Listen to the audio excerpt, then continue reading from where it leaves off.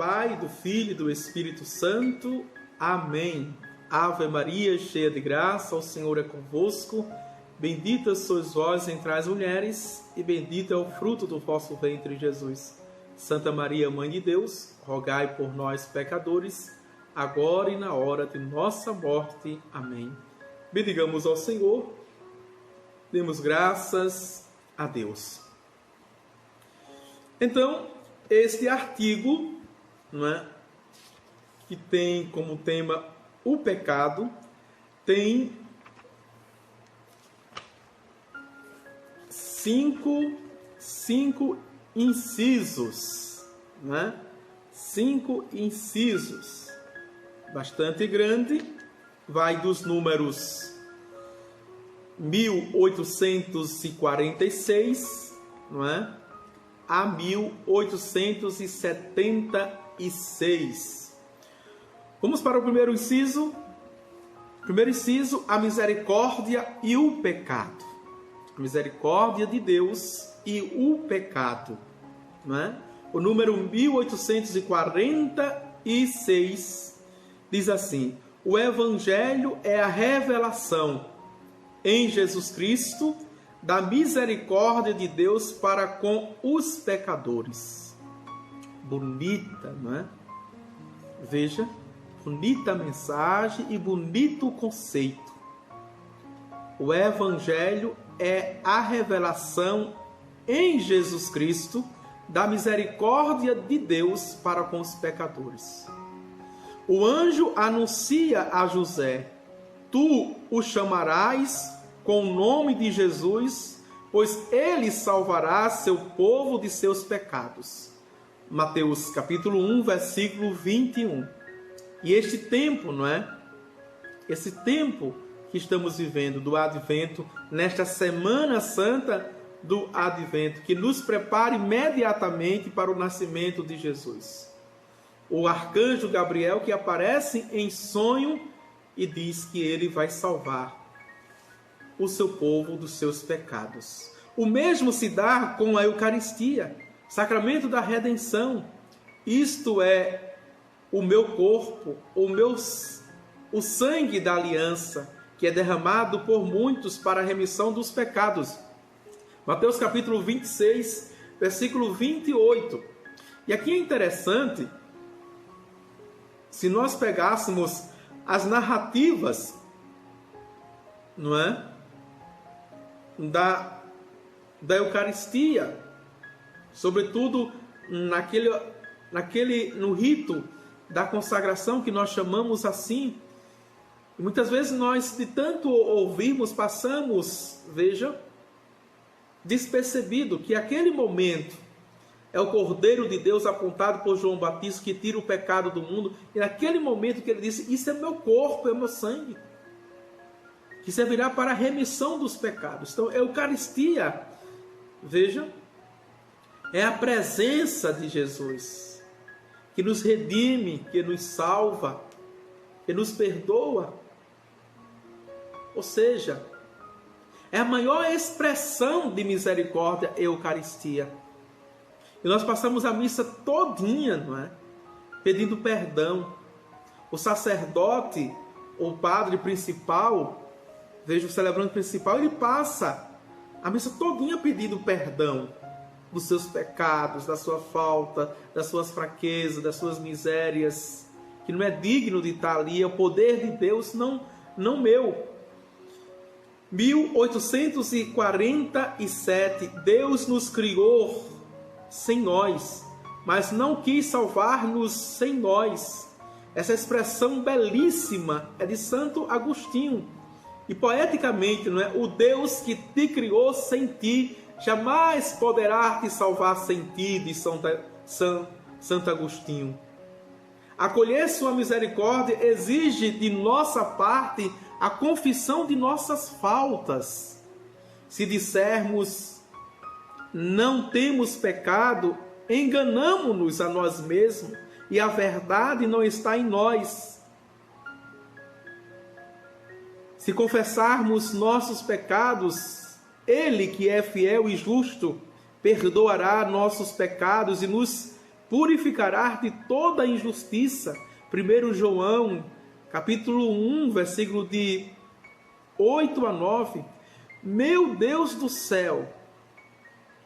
Porque o cristão católico usa de tantas artimanhas para não se confessar.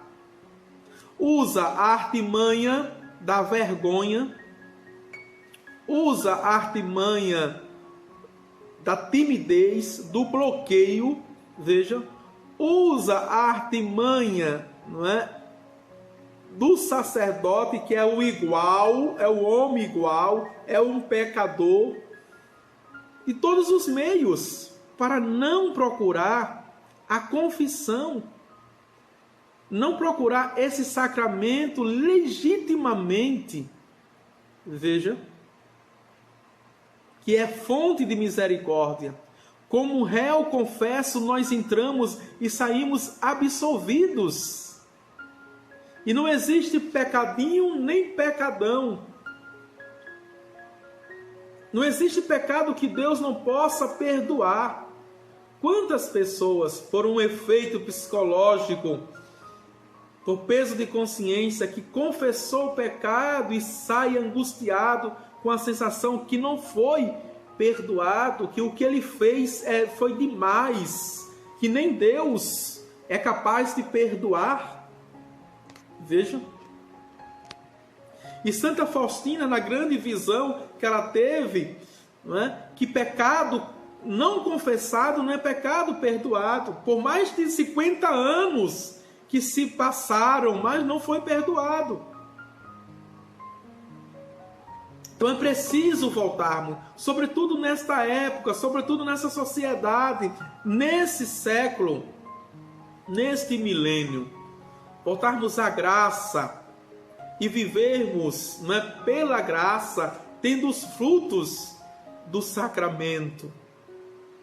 1848 do Catecismo, como afirma São Paulo, onde avultou o pecado, a graça superabundou. Vejam, Romanos capítulo 6, versículo 20. Mas, para realizar seu trabalho, deve a graça descobrir o pecado, a fim de converter nosso coração e nos conferir a justiça para a vida eterna, pelo meio de Jesus Cristo, nosso Senhor. Não é como o Martinho Lutero interpretou esse texto, esse versículo. Porque o versículo 2, aliás, viu? Na sequência, veja que danado, que medonho foi Lutero, por uma teologia desequilibrada. Ele dizia assim: aonde o pecado abunda, a graça superabunda, então vamos pecar. Quanto mais pecarmos, quanto mais formos desobedientes a Deus, quanto mais formos infiéis a Deus, Deus será benfazeja, solícito, misericordioso, compassivo, a graça vai abundar ainda mais. Foi a interpretação desse versículo 20. Vejam. E o versículo 21 está na sequência. E ele não viu, vejam. Deve a graça descobrir o pecado. Deve a graça manifestar o pecado para ser corrigido. A justiça para a vida eterna, nos perdoar para a vida eterna.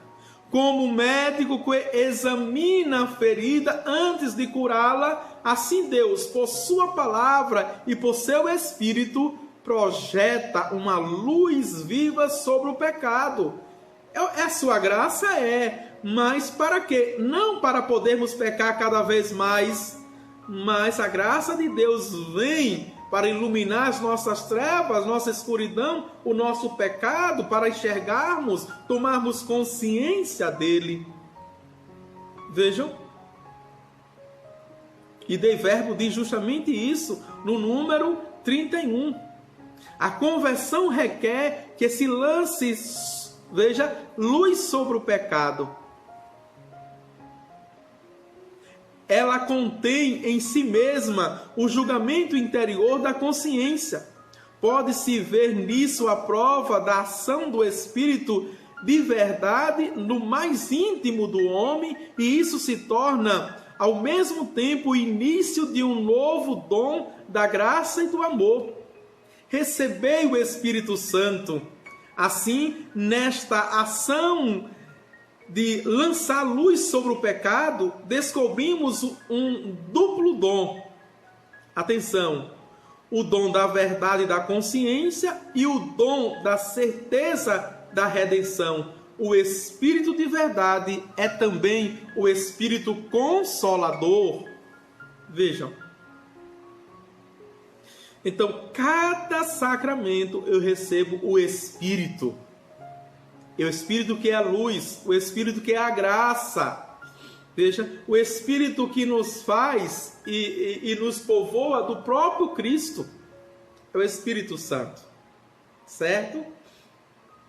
Vamos para o segundo inciso, que fala da definição do pecado. Atenção, o conceito e definição de pecado, o significado do pecado. 1849. O pecado, atenção, se você não sabia o conceito do pecado, definição de pecado, veja neste número, 1849. O pecado é uma falta contra a razão, a verdade, a consciência reta. Pecado não é, veja, algo ilusório, da imaginação, uma fantasia. Pecado é uma falta contra a razão. A nossa fé é racional, viu? Sim. Por isso fala da verdade, fala de justiça, de liberdade. Contra a verdade, a consciência reta é uma falta ao amor verdadeiro para com Deus e para com o próximo, por causa de um apego perverso a certos bens. E estes bens aqui estão distribuídos em bens materiais, em bens pessoas, em bens vícios, tudo aquilo que eu tenho como um bem para mim. Mas nem sempre me faz bem, mas como eu tenho na escala valorativa, vejam, fere a natureza do homem e ofende a solidariedade humana. Foi definido como uma palavra, um ato ou um desejo contrário à lei eterna. Santo Agostinho, o pecado. Veja, uma palavra, um ato ou um desejo contra a lei eterna. Esta é a definição de pecado. Número 1849 do Catecismo. 1850. E aqui eu abro um parênteses, antes de ir para o número 1850. Será que as nossas crianças, adolescentes e jovens, será que os nossos catequizandos, a catequese de adulto, tem conhecimento, veja, dessa definição? Tem clareza, racionalmente falando, do que é o pecado, em conceito, em definição, como nós temos de tantas palavras, de tantos artigos? Será mesmo que nós temos? A gente fala de tantas coisas, não é? na catequese, e às vezes o principal e o essencial, o fundamental, a gente não consegue transmitir. A gente se perde em tantas falas superficiais, não é? Medíocre, não é?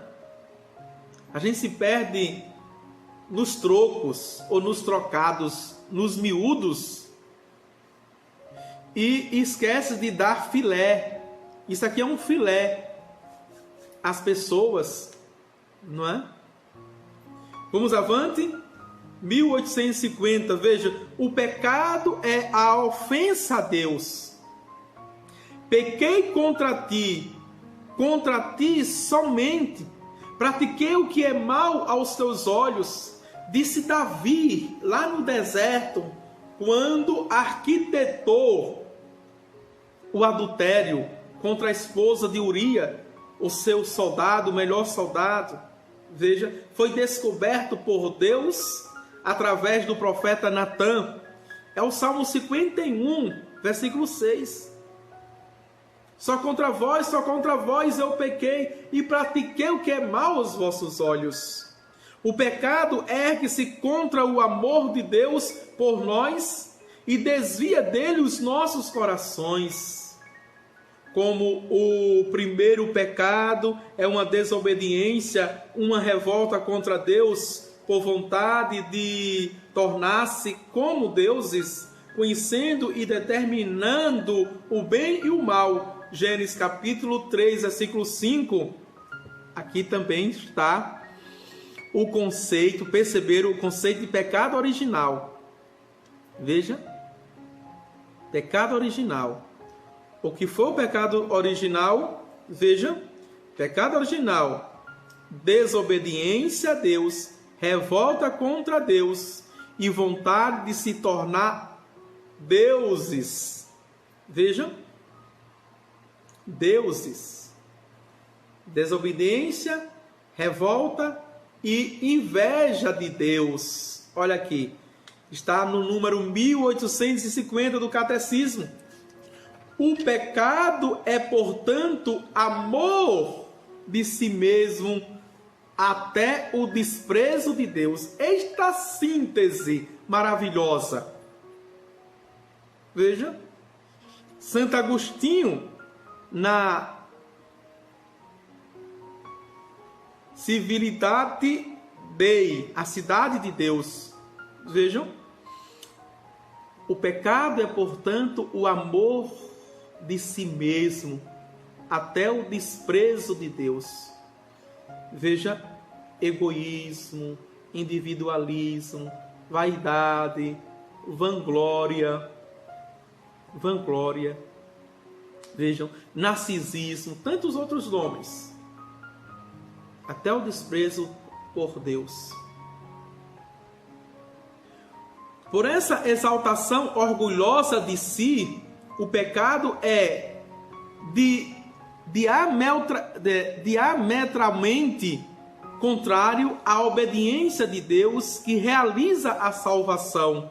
Vejam, no número 1851, é justamente na paixão em que a misericórdia de Cristo vai vencê-lo, que o pecado manifesta o grau mais alto de sua violência e de sua multiplicidade. Incredulidade, ódio assassino, rejeição e zombarias da parte dos chefes e do povo, covardia de Pilatos e crueldade dos soldados, traição de Judas, tão dura para Jesus, negação de Pedro e abandono da parte dos discípulos. Que síntese maravilhosa! Este número 1851 está aqui as causas da morte de Jesus e também dos nossos pecados. Perceberam? Biblicamente fundamentado dentro da tradição e do magistério. Está aqui, não é? Vamos avante. Mas na própria hora das trevas e do princípio deste mundo, o sacrifício de Cristo se torna secretamente a fonte de onde brotará inesgotavelmente o perdão de nossos pecados. Veja, se Deus não pudesse tirar um bem superior do mal, ele não permitiria que aconteça.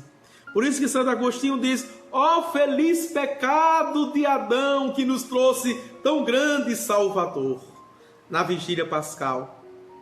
É aqui que tem razão e ganha sentido quando justamente Paulo diz, Romanos capítulo 5, versículo 20, aonde avultou o pecado, superabundou a graça de Deus.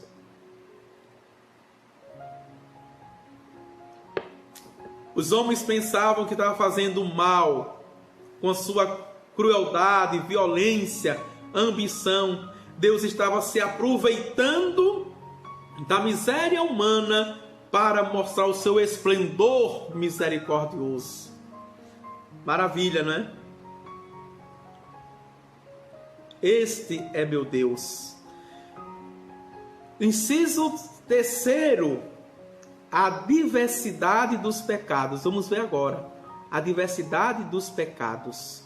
1852. A variedade dos pecados é grande. Veja a primeira afirmação do catecismo neste número, 1852. As Escrituras nos fornecem várias listas. Eita, como é bom conhecer essas listas, não é? Dos pecados. Para termos claro, isso aqui é um exame de consciência, viu? Um exame de consciência. Vamos avante. A carta aos Gálatas opõe as obras da carne ao fruto do Espírito. As obras da carne são manifestas. Vimos isso, não é? Foi uma aula que a gente fez de demonologia. Fornicação, impureza, libertinagem, idolatria, feitiçaria, ódio, orixás, ciúmes, ira, discussões, discórdia, divisões, invejas, bebedeiras, orgias e coisas semelhantes a estas, a respeito das quais eu vos previno, como já vos preveni. Os que tais coisas praticam não herdarão o reino de Deus. Vejam. E aqui é Gálatas, capítulo 5, versículos 19 a 21. Está também para Romanos, capítulo 1. E vamos ver aqui, não é? Essa eu não vou deixar passar, não. Vou ler mesmo. Romanos, capítulo 1. Atenção. Versículos de 28 a 32. Veja o que diz. Como não se preocupasse em adquirir o conhecimento de Deus, Deus entregou-os aos sentimentos depravados, e daí o seu procedimento indigno. São repletos de toda espécie de malícia. Olha a outra lista, a segunda lista de pecados, viu? Atenção, seria interessante copiar, porque aqui você tem as listas de pecado para fazer um bom exame de consciência dentro das Sagradas Escrituras. Perversidade, cobiça, maldade, cheios de inveja, homicídio, contenda, engano, malignidade, são difamadores, caluniadores, inimigos de Deus, insolentes, soberbos, altivos, inventores de maldades, rebeldes contra os pais, são insensatos, desleais, sem coração, sem misericórdia.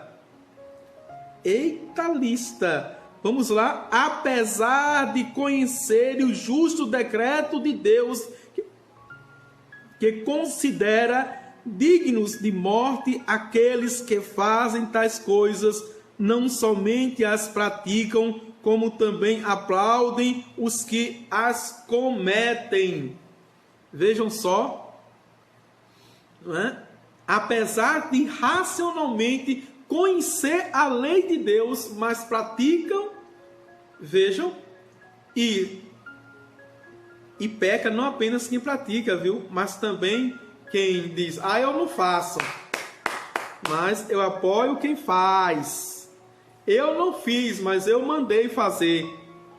Vejam, só 2 listas já vimos aqui, de vários e diversos pecados, que servem para o nosso exame de consciência. Vamos avante? O que dizer dessas listas? São claras, não é? E autênticas. 1853. Pode-se distinguir os pecados segundo seu objeto, como em todo ato humano, ou segundo as virtudes a que se opõe, por excesso ou por defeito, ou segundo os mandamentos que eles contrariam. Pode-se também classificá-los conforme dizem respeito a Deus, ao próximo ou a si mesmo. Pode-se dividi-los em pecados espirituais e carnais, ou ainda em pecados por pensamentos, palavras, ação ou omissão. Veja, onde está isso, padre? Número 1853, que a igreja diz: pequei por pensamentos, palavras, atos e omissões. A raiz do pecado está no coração do homem, em sua livre vontade, segundo o ensinamento do Senhor. Com efeito, é do coração que procedem mais inclinações. Outra lista, vejam: assassinos, adultérios, prostituições, roubos, falsos testemunhos, difamações. São estas as coisas que tornam o homem impuro. Ainda, veja agora Mateus capítulo 15, versículos de 19 a 20. No coração reside também a caridade, princípio das obras boas e puras que o pecado fere. Por isso que é pecado. Vejam, vimos, não é, 3 grandes listas que falam do pecado, que dá um bom exame de consciência. Vamos agora para o 4º inciso: a gravidade do pecado, aquilo que a gente chama de pecado mortal e pecado venial. Número 1854, né? Quer fazer uma catequese sobre o pecado? Só é pegar o 8º, veja, artigo da 3ª parte do Catecismo da Igreja Católica. Uma boa catequese, veja, dentro do magistério, tradição e fundamentado nas Sagradas Escrituras. Tão simples. Ô padre, o que mas eu não tenho capacidade, não, padre, mas eu gostaria tanto, mas não tenho capacidade. Eu digo aos meus catequistas, viu, sem medo e sem escrúpulo: você sabe ler? Sei. Basta ler o catecismo. Está tão claro. Basta ler como eu faço aqui. Não tenho grandes comentários teológicos. Não. Leio e a gente, se me permitir o catecismo, eu comento alguma coisa. Se não, é muito mais claro. Basta ler o catecismo. Mas as pessoas entram em sites, aí vão atrás de textos, isso, não é? Chega na catequese, vê assim, munido, não é? Munido. Só vou mostrar a vocês, com tantos livros, como o padre Adivânio está aqui, cheio de livro, coloca assim no ombro, numa bolsa, né, enfadonha, meu Deus do céu, e fala de tantas coisas e não fala mais uma vez repito, do essencial, do fundamental. Não se fala. Vai comentar as polêmicas nas redes sociais agora, não é? Das mídias, o que a Globo está falando, o que a Record está falando, o que a Band, SBT, não é? Veja, as novidades do Vaticano. Tem católicos sabidinhos aí, não é? Que fez do seu canal, parece que um canal de reportagem, só para detonar a Igreja Católica, perseguindo o Papa Francisco. Agora, Papa Francisco não pode nem respirar mais, não pode, não é? Não pode falar mais nada, não pode expor os múltiplos, vejam, presépios, porque o Vaticano, não é? Não pode ter uma galeria disso, daquilo, que fala do Papa. É lamentável, lamentável, esses tipos de católicos que se acham que são melhores do que os outros.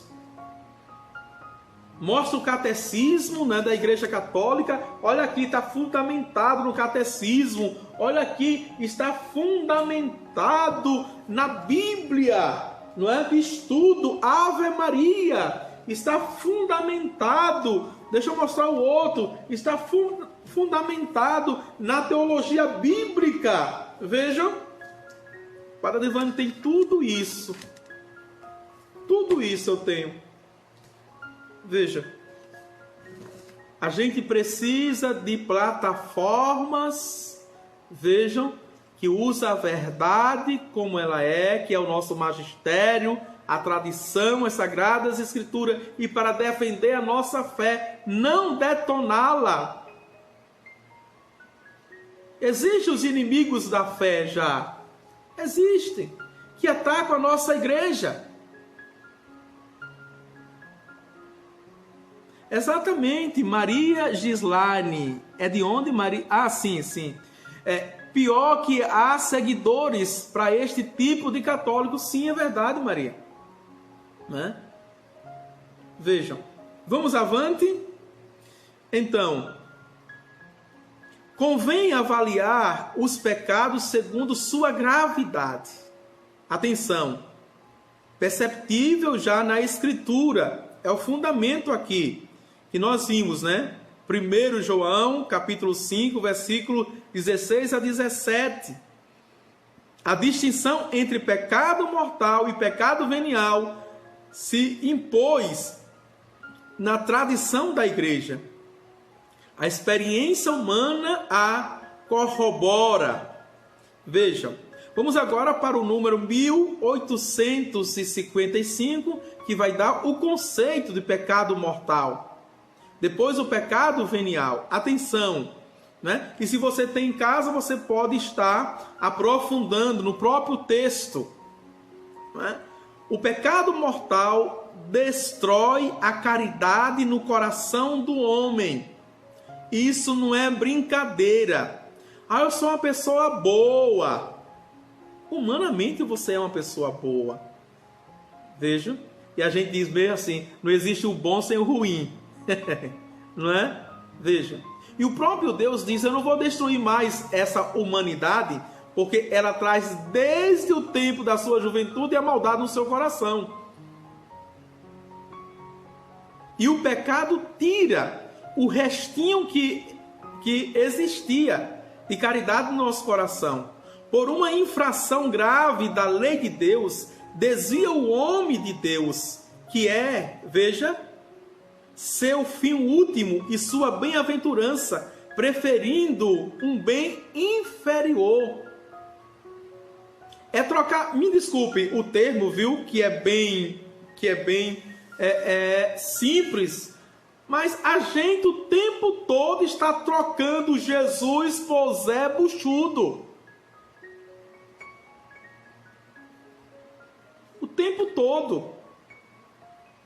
Mesmo que dentro do nosso conhecimento a gente julga que tem um valor, que vai me dar prazer, veja, que vai me dar bem-estar, uma qualidade de vida, mas tudo é perene, tudo é provisório, tudo passa, meu irmão, minha irmã. Então, como diz o catecismo, a gente troca um bem superior veja, por um bem inferior. A gente troca o amor maior por um amor menor. Sempre estamos atrás do amor. Mas quando a gente troca Deus pelos homens e pelos bens, pelas coisas, a gente está trocando o amor maior por um amor menor. Vamos agora para a definição de pecado venial. O pecado venial deixa subsistir a caridade, embora a ofenda e fira. Ah, padre, mas foi um pecadinho, padre. Veja, foi um pecado venial, é leve o pecado. Olha, de pecado venial, de pecado venial, de pecado venial, de pecado venial, que vai ferindo a sua caridade. Sabemos que somente o pecado mortal rouba, mata a caridade do nosso coração. E os pecados veniais cotidianos vai ferindo. Não é? A sua caridade, o seu coração está sangrando, não é? No nosso coração. Veja, só para usar essa imagem trágica. 1856, o pecado mortal atacando em nós o princípio vital que é a caridade. Atenção, exige uma nova iniciativa da misericórdia de Deus e uma conversão do coração que se realiza normalmente no sacramento da reconciliação. Se João pedia para que as pessoas mudassem de postura, de atitude na vida, o que fazia de mal deixasse de fazer, imagine na confissão. É o único meio para nós católicos de voltarmos à caridade primeira, não é? A normalidade é pelo sacramento da reconciliação. E ele diz mais, viu? Aqui, São Tomás de Aquino agora, na Suma Teológica, diz: quando a vontade se volta para uma coisa contrária à caridade pela qual estamos ordenados ao fim último, há no pecado, por seu próprio objeto, matéria para ser mortal, quer seja contra o amor a Deus, como a blasfêmia, o perjúrio, etc., quer seja contra o amor ao próximo, como o homicídio, o adultério, etc. Por outro lado, quando a vontade de pecador se dirige, às vezes, a um objeto que contém em si uma desordem, mas não é contrário ao amor a Deus e ao próximo, como, por exemplo, para palavra ociosa, riso supérfluo, etc., tais pecados são veniais. Cuidado, viu? Duas coisas que eu quero destacar aqui, não é? Que Siriaém tem muito e nas cidades também, nas nossas cidades, nos nossos interiores. O adultério, seja ele, não é? Feminino ou masculino, no sentido seja o homem que está adulterando ou a mulher, não é? É pecado, veja, mortal, que rouba totalmente e leva para o inferno. É a doutrina da igreja que diz isso. É contra o próximo. E outra coisa que o evangelho alerta e a gente leva como brincadeira, que Jesus é muito forte, e se chamar o teu irmão de tolo e de idiota, é réu do inferno. Essa é a expressão, né, de Jesus. Veja o que a doutrina diz, não é? Risos supérfluos, ou seja, não é? Aquilo que a gente chama de zombar, anarquizar, vejam, de mangar, não é? De ironia, de sarcasmo, é pecado venial, meu irmão. Talvez a gente nem sabia disso, né? Rir dos outros, fazer piada dos outros, você está pecando. Eu, Padre Adivânio, está pecando. Não é? Por isso que eu confesso todo mês, porque eu cometo esse pecado porque eu gosto de rir da cara dos outros mesmo. Veja, mas é um pecado venial.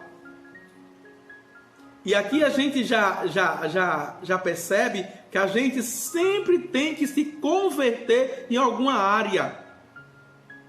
Sempre tem que se converter em alguma dimensão. O convertido totalmente é santo já. Sempre tem. Vejam? E coloca, vamos avante, que a gente vai descobrir muita coisa. Se você já leu, você já sabia. Certo? Você nunca leu, você está aprendendo agora. Lembra o que eu disse? Basta ler o catecismo, porque o catecismo já é uma síntese do Concílio Vaticano II. O catecismo já é uma explicação das Sagradas Escrituras. Por isso basta lê-lo. Não precisa fazer teologia para ler o catecismo da Igreja Católica. Não precisa, basta ler. Se você já tem uma formação, não é? Então basta ler, que está muito claro aqui. Não tem conversinha. Ah, não, mas isso quer dizer isso, quer dizer... Não, isso quer dizer o que o catecismo quer dizer. 1857. Para que um pecado seja mortal, atenção, requerem-se 3 condições ao mesmo tempo, simultaneamente, viu, para ser mortal. E aqui está. É pecado mortal todo pecado que tem como objeto uma matéria grave e que é cometido com plena consciência e deliberadamente, ou seja, livremente, não é? Requer a matéria grave, vejam, requer a consciência do pecado, que é matéria grave, e, ou seja, a permissão, deliberadamente, vejam, ou seja, né? Eu quero, eu posso, eu faço, mesmo sabendo que é errado, não é? Ou seja, o fim justifica os meios, terrivelmente falando. 1858. A matéria grave é precisada pelos 10 mandamentos.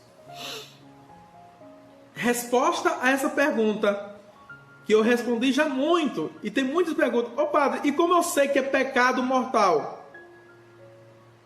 Todo o pecado contra os 10 mandamentos é pecado mortal. A primeira coisa, veja, 1858. A matéria grave é precisada pelos 10 mandamentos.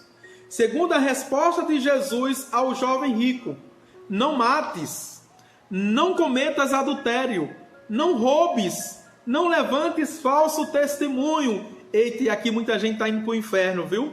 Não defraudes ninguém, honra teu pai e tua mãe. Aqui também os jovens estão indo para o inferno, porque não estão respeitando mais nem pai nem mãe. As crianças, depois de 7 anos, o uso da razão, não estão respeitando nem pai nem mãe. Marcos capítulo 10, versículo 19. Isso é muito grave. A gravidade dos pecados é maior ou menor?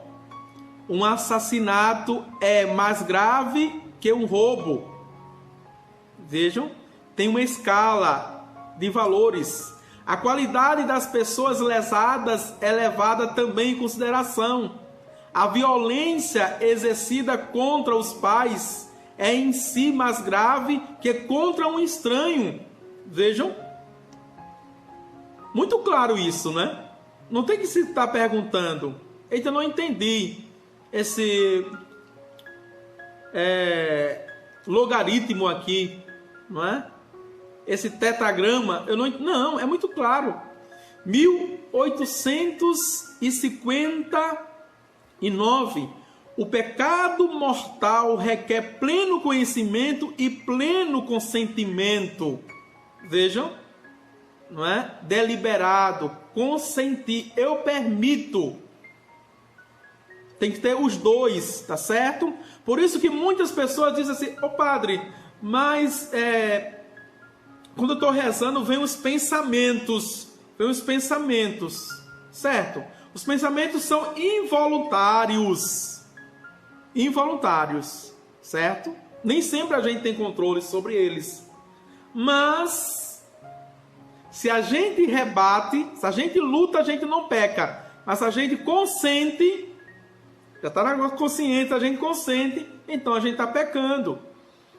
Pressupõe o conhecimento do caráter pecaminoso do ato de sua oposição à lei de Deus, e envolve também um consentimento suficientemente deliberado para ser uma escolha pessoal. A ignorância afetada e o endurecimento do coração não diminuem, antes aumentam o caráter voluntário do pecado. Veja só. Caráter voluntário do pecado. Eu sei, não precisa que ninguém me ensine, mas eu quero. Não é? Tem alguns aborrecentes que falam isso para os pais ou para algum familiar. Deixa eu errar. Já ouviu isso? Deixa eu errar. Deixa eu aprender. Eu aprendo também com os erros. Veja. Quer dizer, fechou o coração. Aumenta a gravidade do pecado. 1860. Vamos entender esse artigo.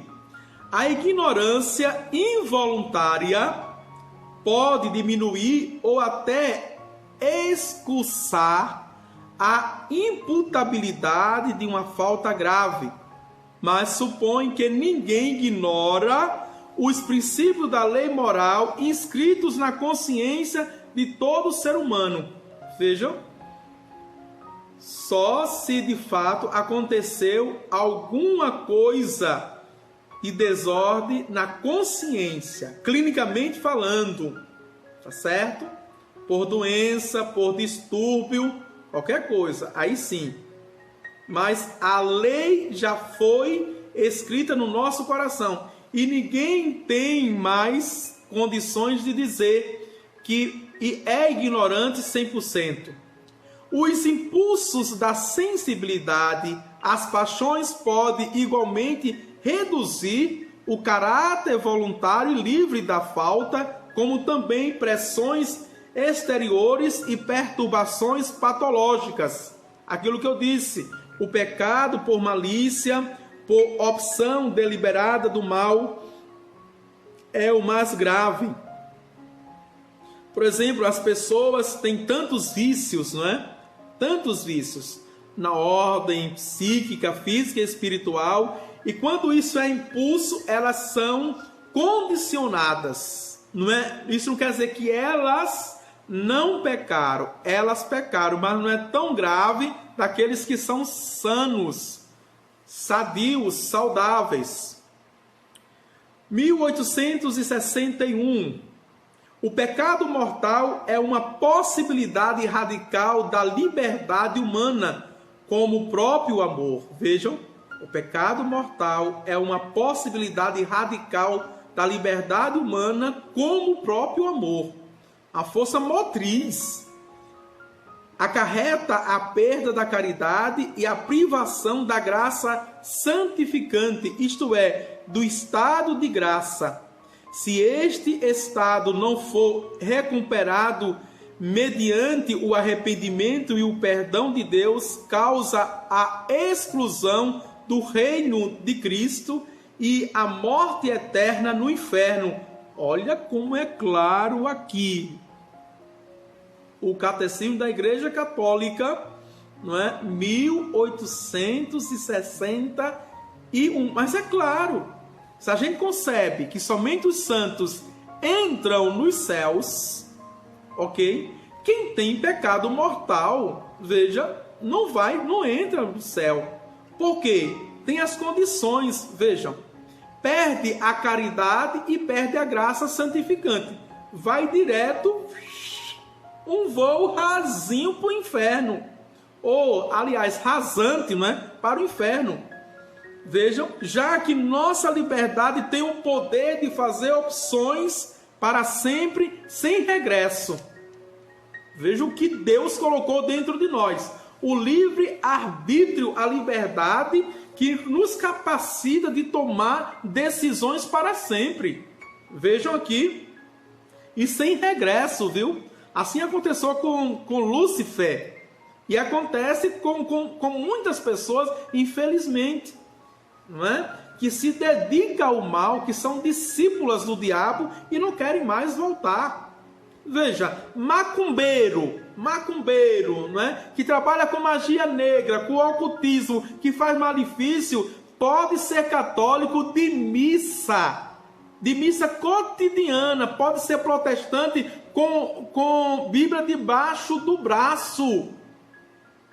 O macumbeiro, o ocultista, veja, o que mexe vai para o inferno, não tem perdão, porque está em estado de pecado mortal. Gravíssimo, ele sabe. E na ordem espiritual preternatural aqui, atenção, no entanto, mesmo podendo julgar que um ato é em si falta grave, devemos confiar o julgamento sobre as pessoas, a justiça e a misericórdia de Deus. Veja, aqui é no trato pessoal e interpessoal. Eu, Padre Divânio, não é? Eu conheço o que é certo e errado, o que é pecado grave, pecado, não é, leve. Você também sabe tudinho. E a gente, olhando para as pessoas, sabendo certas histórias, a gente sabe que a pessoa está neste pecado. Pela doutrina a gente sabe o que vai acontecer, mas nunca a gente pode julgar. Nunca a gente pode julgar. Tá certo? A gente reza e deixa pela justiça e a misericórdia de Deus. Assim diz a terceira parte do Catecismo da Igreja Católica, não é? Vejam, no artigo 8º, que fala sobre o pecado, no número 1861. 1862. Comete-se um pecado venial quando não se observa em matéria leve, ou seja, a medida prescrita pela lei moral, ou então quando se desobedece à lei moral em matéria grave, mas sem pleno conhecimento ou sem pleno consentimento. Então, aquilo que é matéria grave, que é pecado mortal, portanto, que deveria ser para quem é consciente, e o que consente se torna pecado venial para que não tenha o pleno conhecimento e também o pleno consentimento. Veja o que muda de pessoa para pessoa, de situação para situação, não é? Na escala valorativa do pecado, como nós vimos no número 859, não é? O assassino, ele peca mais grave do que o ladrão. Vejam, a maldade contra um estranho é menos grave do que a maldade contra os pais. Vamos avante. 1863. O pecado venial enfraquece a caridade. Como nós vimos, fere a caridade. 1858, o número, fere a caridade. Traduz uma afeição desordenada pelos bens criados e pelas criaturas. Impede o progresso da alma no exercício das virtudes e a prática do bem moral. Merece penas temporais. O pecado venial deliberado e que fica sem arrependimento, dispõe-nos pouco a pouco a cometer o pecado, veja, mortal. Nos leva ao vício, não é? Ao pecado, portanto, grave. Mas o pecado venial não quebra a aliança com Deus. Vejam, não nos rouba a caridade, só fere. É humanamente reparável com a graça de Deus. Não priva da graça santificante, da amizade com Deus, da caridade, nem, por conseguinte, da bem-aventurança eterna. Não é? É interessante isso aqui. Vejam, como diz Santo Agostinho, vamos ver agora. O homem não pode, enquanto está na carne, evitar todos os que pecados. Não. Vamos orientar, né? Vamos ver aqui. O homem não pode, enquanto está na carne, evitar todos os pecados. Agora sim. Pelo menos os pecados leves. Não pode evitar. Isso é claro. Como nós vimos, pecamos por pensamentos, palavras, atos e omissões. Mas esses pecados que chamamos leves, não os consideres insignificantes. É leve. Se os consideras insignificantes ao pesá-los, treme ao contá-los.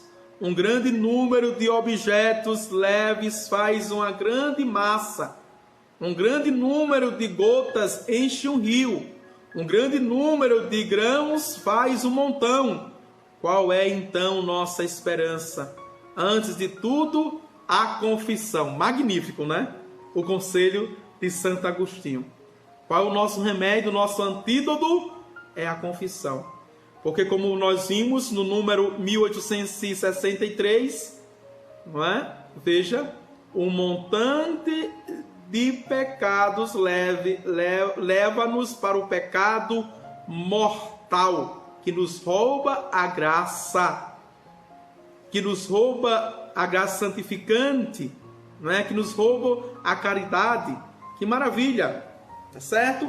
Vamos para o último número desse ponto, que eu quero terminar a aula de catequese, e depois a gente continua a partir do inciso 5º, que eu vou dar mais uma aula, tá certo?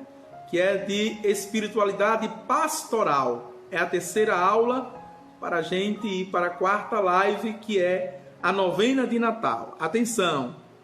Os que perseverarem até o fim, esses serão salvos. 1864. Todo pecado, toda blasfêmia será perdoada aos homens, mas a blasfêmia contra o Espírito não será perdoada. Mateus capítulo 12, versículos 31. Pelo contrário, quem a profere é culpado de um pecado eterno. A misericórdia de Deus não tem limites, mas quem se recusa deliberadamente a acolher a misericórdia de Deus pelo arrependimento, rejeita o perdão de seus pecados e a salvação oferecida pelo Espírito Santo. Semelhante endurecimento pode levar à impenitência final e à perdição da eternidade. Vejam, perdição da eternidade. E aqui está, não é? Aqui está todo o mal. Pecado contra o Espírito Santo. Qual é o pecado do Espírito Santo, minha gente? Vejam, é o fechamento? Não é? Mas é toda a recusa de não receber os sacramentos. Porque em todos os sacramentos, veja, e em cada sacramento eu recebo o Espírito Santo, que nos dá a vida de Cristo. E sobretudo no tocante o sacramento da confissão, né? Tem muita gente que não tem consciência nenhuma do pecado, passou tanto tempo para se confessar, aí inventa de se confessar e quando chega diante do sacerdote diz que não tem pecado. E para que foi se confessar, minha irmã? Para dar uma justificativa ao padre? Não, é a Deus. Seu pecado só interessa a Deus. Padre Divan já tem os dele. Pelo amor de Deus. Eu não sou sarcófago. Eu não sou túmulo para acolher pessoas podres. Eu não sou lixeira. Não é? Ninguém é. Tá certo? Só interessa a Deus. A Deus. E por isso que muita gente, não é, está perdendo a graça, porque, veja, comete pecados mortais e só deixa para se confessar uma vez por ano. Ah, padre, mas a igreja não diz que é uma vez por ano? Meu irmão, minha irmã, a igreja é misericordiosa, é mãe.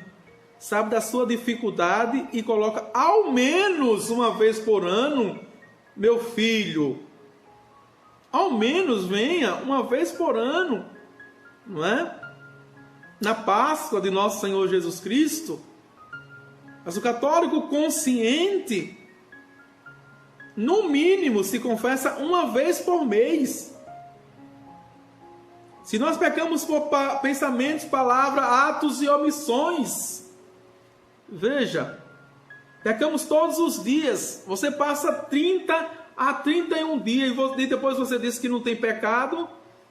Aí não, né? Não dá. Você está se enganando, pensando que está enganando a Deus, mas está se enganando, né? E não está fazendo uma boa coisa não, viu? Está fazendo uma coisa boa. Certo? E quem vive em estado de pecado, veja, quem vive em estado de pecado, então a gente não julga e deixa, não é? Pela justiça e a misericórdia de Deus. Glória ao Pai, ao Filho e ao Espírito Santo, como era no princípio, agora e sempre. Amém. O Senhor esteja convosco, Ele está no meio de nós. Abençoe-vos Deus Todo-Poderoso, Pai, o Filho e o Espírito Santo. Amém.